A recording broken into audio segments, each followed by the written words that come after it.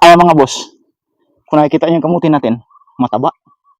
So kukuha na naman tayo ngayon boss ng talbos. Kasi magkikilaw na naman ako ng daon ng kamuti.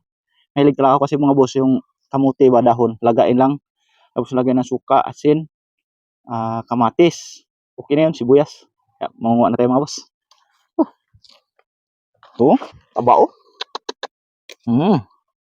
Garaguok lang ba?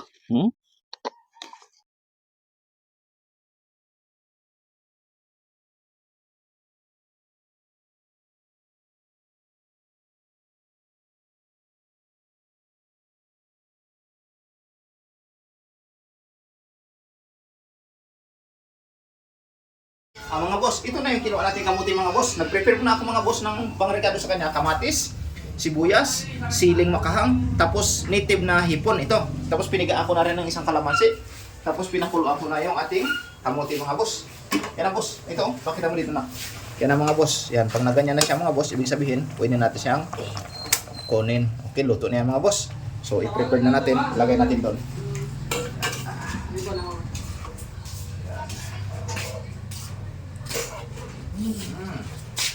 Ito na mga boss.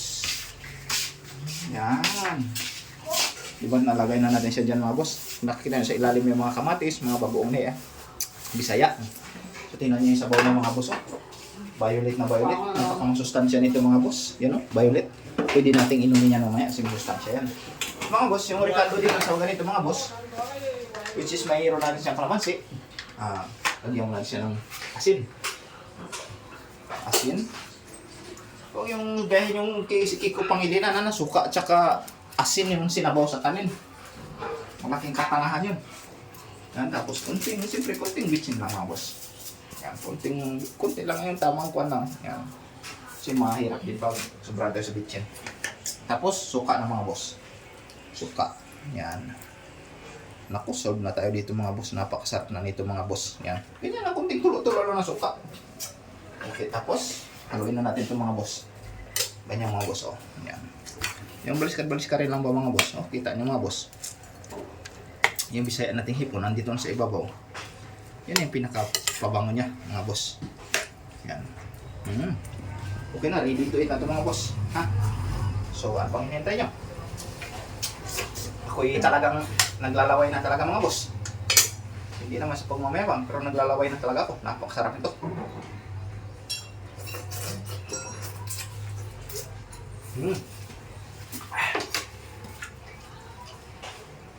Parang may kulang. Konti suka pa. Tapos, konting asin pa mga boss. Yung bitchin natin tama na.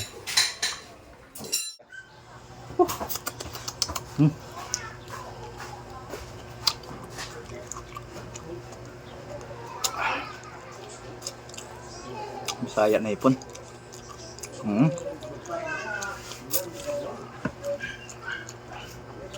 Nagalaway ka na, hindi ka pa makain.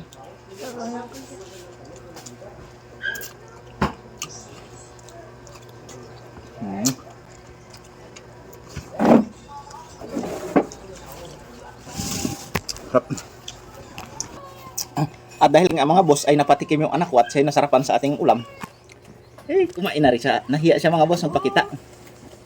Yan, di ba? Ito kasi mga boss, talagang masustansya ito yung mga ganito pagkain. Makikita nyo, kunti lang yung kanin natin na, kunti lang yung kanin ko mga boss. Puro gulay talaga yung marami. Yan. Kunting kanin. A few moments later. Sa ating kumain ng gulay, ay siyempre, may panghimagas tayo na pinya bago tayo iinom ng tubig. Kung makita nyo mga boss, yung damit kanina pinantabas ko doon sa kubo, ito pa rin suot ko ngayon. Hindi pa ako nakabihis, hindi pa kasi ako nakaligo mga boss. Nag-almusal lang ako. Tapos maya maligo na ako bago makakapagbihis. Kaya pasensya na kayo ha.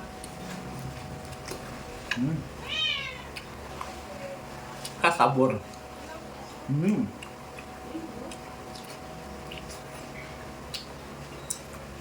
Maraming salamat talaga sa inyong suporta mga boss, sa inyong panonood. Bye-bye!